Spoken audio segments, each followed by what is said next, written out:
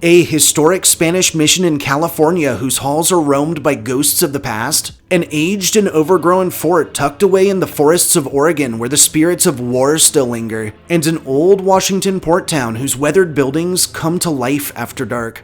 Welcome to Fright Night. Are you sure you're ready to explore the most haunted places on the West Coast? Number 5. Port Gamble.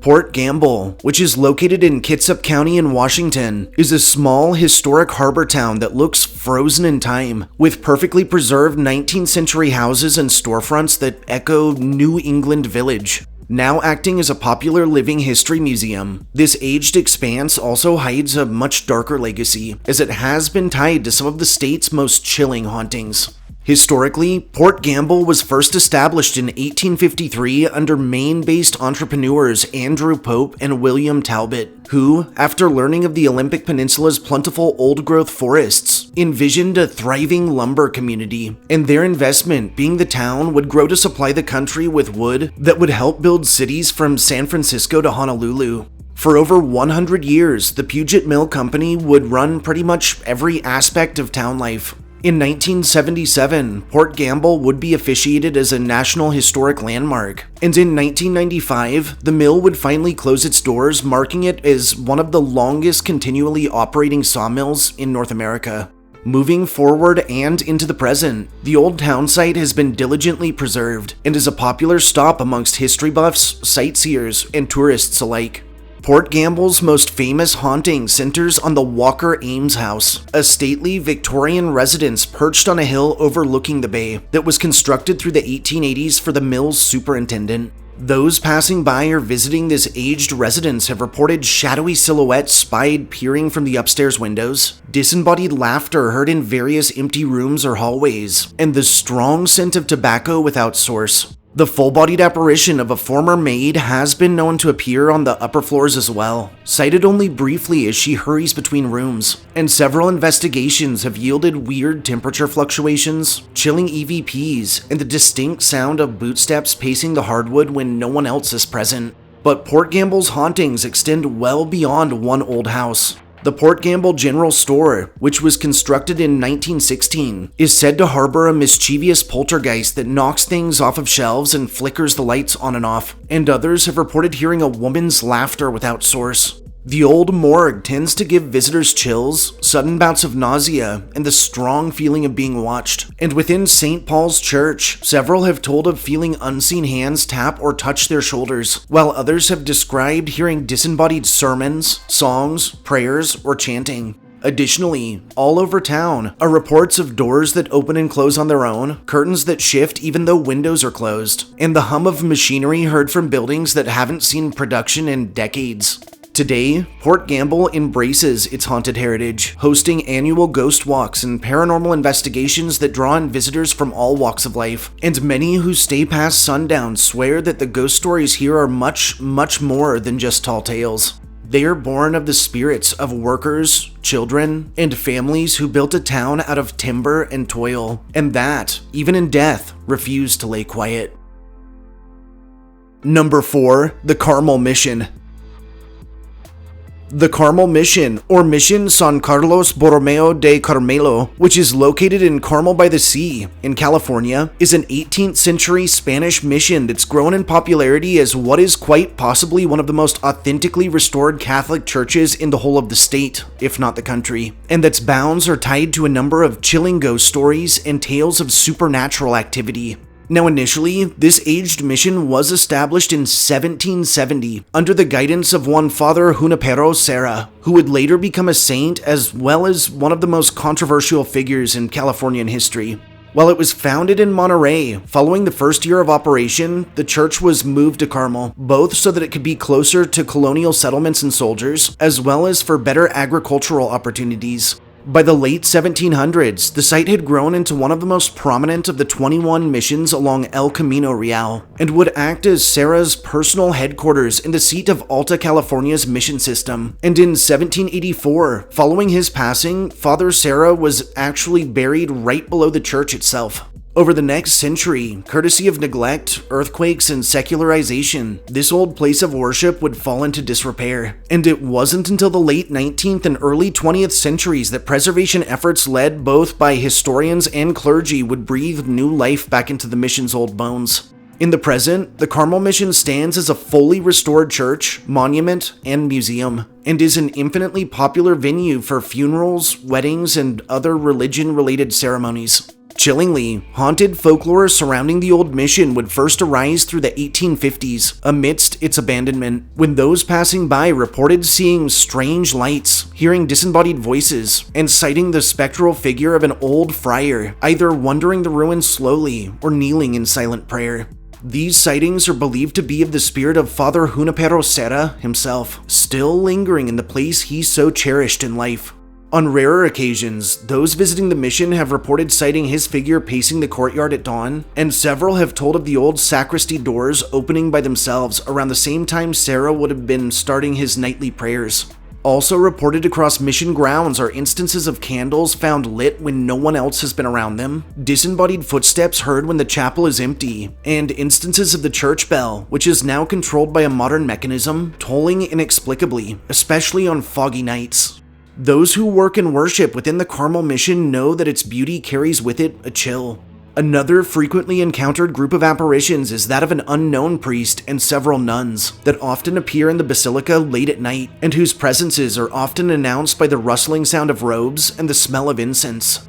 Occasionally, visitors have described sighting this crew roaming the courtyard, half shrouded in a strange mist and murmuring prayers in Spanish or Latin, and some associate these apparitions with instances of doors opening and closing on their own, as well as of personal possessions going missing and turning up later in strange places.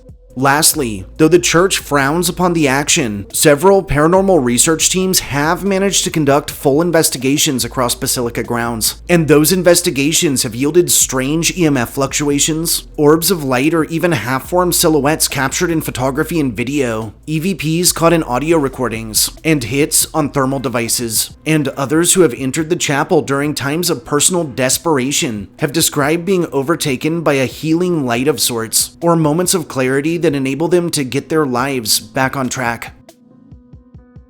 Number 3. Fort Stevens.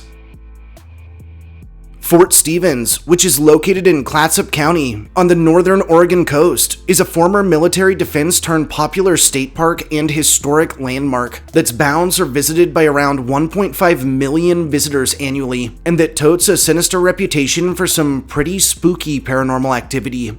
Historically, this weathered defensive structure was actually built during the Civil War in 1863, and 2 years later would derive its name from General Isaac I. Stevens, after which it would guard the mouth of the Columbia dutifully for more than 80 years, and through the 1890s and early 1900s it would be modernized and reinforced several times, and would welcome a slew of weapon systems upgrades. Subsequently, Fort Stevens would remain active through both World Wars, and an incident that jolted waves of panic through the nation would occur on June 21st of 1942, when, amidst World War II, the Japanese submarine I-25 surfaced just offshore of the fort, and actually fired 17 shells towards the base, marking it as the only continental US military installation to be attacked by an enemy ship. Following the war, advances in military tech would render the fort obsolete. In 1947, it was decommissioned and left to be claimed by nature, time, and weather. And through the 1970s, the state of Oregon would gain renewed interest in the old base's preservation and would transform the area into the state park we know today. The Fort Stevens State Park remains open to the public, offering a mess of campsites, lakes, beautiful coastal shoreline, landmarks, and trails that cut through both dense forests and right past the remnants of the old defense. The most chilling stories that center on Battery Russell tell of a shadowy soldier with a lantern that's been sighted patrolling the gun deck, who usually appears suddenly on foggy nights, and then vanishes between the walls as if swallowed into the mist itself. Now, many theorize this ghost belongs to a former sentry who died in an accident on fort grounds, and whose spirit, in death, continues to hold his post. Additionally, hikers nearing the battery have told of disembodied bootsteps heard echoing off concrete, phantom orders shouted without source, and the metallic ring of artillery chains that clang through the darkness. And several investigations on site have yielded EVPs containing masculine voices repeating certain phrases. The command bunker is prone to inexplicable cold patches, and several within have spotted a spectral figure in World War II era garb, while those who have braved the guardhouse have described doors that slam on their own, the sounds of shuffling papers, and the disembodied clatter of an old typewriter. But it's not just the fort itself that sports supernatural happenings, and across the whole of its associated parklands, many tell that the hauntings are relentless. Campers have reported footsteps circling their tents after dark, others tell of flashlights dying randomly and on full batteries, and some have watched in terror as handprints appear across surfaces or even on fogged-over car windows. To add to the generic phenomena, those frequenting the park have also told of encounters with a host of cryptids, including with Sasquatch, Bat-Squatch, and even Dogmen. And the landmark falls right within the zone of encounters with the Bandage Man, a famous Oregon ghost wrapped in gauze like some grotesque mummy that's supposedly tied to the violent spirit of a murderer or logger who died in an accident long ago. Lastly, the expanse of Fort Stevens also contains the shipwreck of the Peter Iredale. Now, while all 27 people aboard the vessel at the time of the wreck were rescued, the very next day, one Malcolm Grider would drown while attempting to scavenge the wreck during high tide. And into the present, a ghostly silhouette believed to be that of Malcolm has been sighted near the wreck, especially when the waters are rising.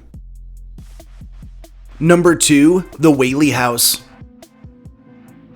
The iconic and infamous Whaley House, which is located in the heart of San Diego, California, is a historic home turned landmark museum that's bounds once acted as a symbol of progress and prosperity, and that's long been associated to a number of perturbing stories of ghostly activity tied to its somewhat brutal past. Historically, while the abode itself was constructed in 1857 by Thomas Whaley, its dark legacy stretches back to well before the house was ever even a pipe dream. And predating Whaley's interest in the property, the plot would be utilized as a place for hangings. Most notably, 5 years prior to construction, one Yankee Jim Robinson would be accused of stealing a boat, and after a trial that much of the surrounding populace thought was unfair, he would be sentenced to death for the crime. To make matters worse, his execution was botched, and the rope used in his hanging was too long, resulting in Jim struggling and suffering for well over 15 minutes before he finally succumbed to asphyxiation.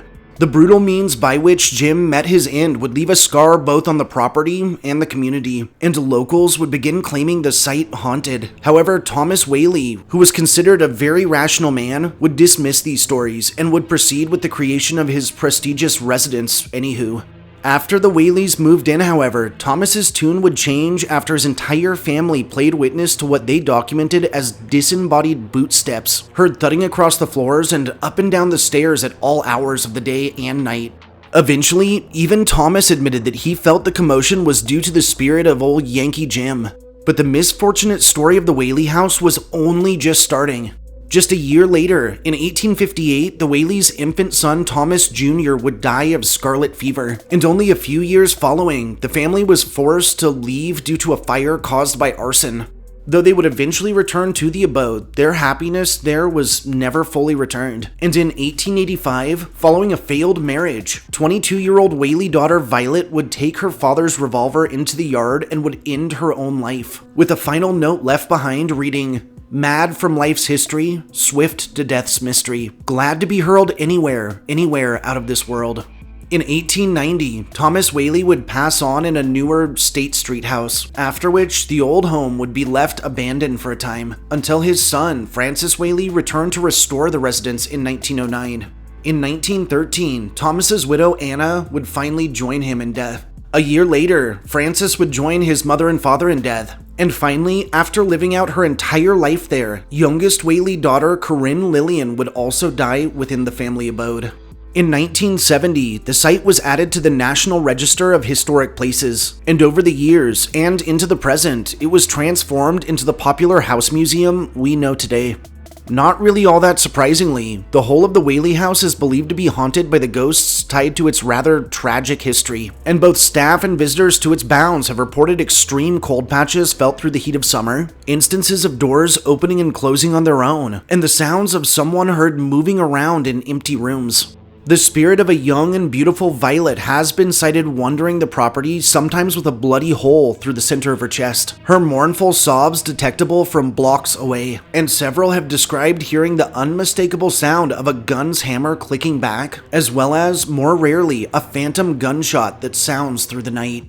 After the home's remodel, Francis was known for hosting frequent get-togethers and parties, and many have sworn to have heard the soft strumming of his old guitar from empty rooms, often accompanied by his cheerful voice, which usually relays history regarding his family's estate, while the full-bodied apparition of his mother, Anna, has been sighted in both the kitchen and garden, and appears so lifelike that many mistake her for an actor upon encountering her. Also reported across Whaley House grounds are phantom children's giggles that many associate with the memories of the Whaley children who grew up there, the small cries of a baby believed to be tied to that of baby Thomas Jr., and even run-ins with the ghost of a content-looking Corinne, who some say is simply enjoying the abode she so cherished into eternity. Lastly, the ghost of Thomas Whaley himself has been sighted hurrying around the house, often attending small tasks or muttering to himself in deep contemplation, while some still say the presence of old Yankee Jim still lurks in the darker parts of the home, making himself known from time to time by the sound of his infamous boot steps. Number 1. Ecola State Park. Coming in first, Ecola State Park, which is located on the Oregon coast in Clatsop County, is a ridiculously beautiful stretch of shoreline that is infinitely popular both amongst local Oregonians and tourists alike. Its bounds offer a range of trails, campsites, and pristine beaches that lay right next to some pretty popular towns and attractions, and it's long been associated with some of the state's most terrifying ghost stories and old hill folklore that spans back literally thousands of years. Historically, predating European arrival, lands now holding Ecola played home to the native Clatsop people, whose villages dotted the shorelines for generations past, and even our name for the park, being Ecola, is derived from the native word Ecoli, or quite simply, whale. Iconically, in 1806, this stretch of coastline would be immortalized in American history when Lewis and Clark's expedition traveled from Fort Clatsop to the coast in search of a beached whale. And moving forward through the centuries, Tillamook Head, which is located on park grounds, would act as a beacon and warning to sailors traveling the mouth of the Columbia River, which is actually one of the most dangerous passages in the world, and is often referred to as the graveyard of the Pacific.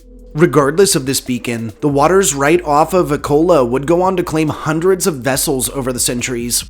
Ecola's real transformation would come in 1932 when private landowners and preservationists worked together to protect the coastal forest from aggressive logging operations, resulting in this same year in the stretch being officiated as a state park. Subsequently, the Civilian Conservation Corps would set to work on a number of the park's trails, parking areas, campsites, shelters, and more, and slowly, the landscape would begin taking on a new form. Now guys, I wasn't trying to clump up locations close to each other, but for anyone who knows Oregon, this park is actually only a short skip to the south from our third listing, being Fort Stevens. Now, if you'll recall, we talked about the Japanese submarine attack on the fort in 1942, and being so close, this incident really affected Ecola through the rest of World War II. This particular coastline would be dotted with military lookouts and temporary encampments, and patrols roamed the landscape pretty much nightly. Following the war, life at the state park would return to normal. More recently, the park would be featured in a number of really famous film productions, including in The Goonies, in Point Break, in Kindergarten Cop, and even in Twilight. And in the present, the site remains a popular nature retreat that accommodates a ton of activities and countless visitors each and every year. While no specific event is attributed to paranormal activity experienced at Ecola, very simply, it's believed that a range of spirits linger from those who perished near possibly thousands of years back, up through more modern manifestations tied to those who simply loved the park in life, and whose souls return to it in death. Whatever the case, visitors have reported shadowy entities sighted prowling nearby bushes, phantom voices heard on the winds, and strange fog that descends upon the park alone even when the rest of the coastline is completely clear. One more persistent phenomenon experienced at Ecola is that of weird snippets of what sound like military radio communications heard emanating from thin air, and some claim these odd noises occur more often near old outpost locations, and are sometimes accompanied by the crunching of bootsteps through the dirt and sticks. Easily the most famous ghost story tied to Ecola is that of the region's phantom ship, a glowing vessel with ragged sails that's usually sighted off the coast during heavy storms or in thick fog, and that glides silently through the waters before vanishing into the night. While it's unknown what historical vessel this ghost ship might be tied to, many speculate that it's the spectral remnant of an early trade ship claimed by the treacherous coastline. Sightings of this ghost ship aren't a new thing either, as one of the earliest documented encounters of the craft came from a park ranger's report circa 1960, in which he described watching the ship's ominous silhouette from an overlook at night, and said that it appeared as if it was made entirely of fog, but brighter than the moon. Interestingly enough, some accounts tell that following this report, the ranger refused to ever speak of the event again. Another infamous story tied to Ecola tells that the trails leading to a place called Indian Beach are stalked by the revenant of a woman in old seafarer's clothing that usually appears drenched and shivering, and that's sometimes heard calling out for help before vanishing into the surf. Some tell this specter is tied to the soul of a sailor's wife lost in one of the countless shipwrecks near, destined to struggle for shore only to be ripped back into the cold blue abyss over and over again for all eternity. Throughout the park's sprawling forests, ghost lights have been sighted darting between trees, cameras and phones have been known to malfunction or even die on full charges, and several have told of a large, imposing figure clad in old oilskins that's believed to be the spirit of a former lighthouse keeper that worked the Tillamook Head Lighthouse, forever keeping watch over the stretch he feels responsible for. Lastly, across park grounds, visitors and officials also detail the sounds of footsteps and the strong feeling of being followed while hiking trails. Whispers that are barely detectable are heard on the winds, and flickering lights that look like campfires have been spied between the trees, but always disappear when approached. By day, the expanse is one of Oregon's most breathtaking landscapes, a place where the sun gleams off of endless waters and the horizon feels infinite. But after nightfall, it takes on another ambiance, one laced with isolation that's closed off from the real world, where the rhythm of the waves seems to hide something more sinister, and the forest becomes a cathedral of whispers. It's a place where beauty and tragedy share the same shore, and where the strange and otherworldly crosses over. And that's why this awe-inspiring and also somewhat intimidating work of nature easily claims the title of being the most haunted place on the West Coast. Thanks for joining me on this journey through some of the most haunted places on the West Coast. If you enjoyed hearing my histories and ghost stories, don't forget to subscribe to my channel, throw this upload a like, and share me with anyone you think could use a good scare. I'll catch you all next time, and stay spooky.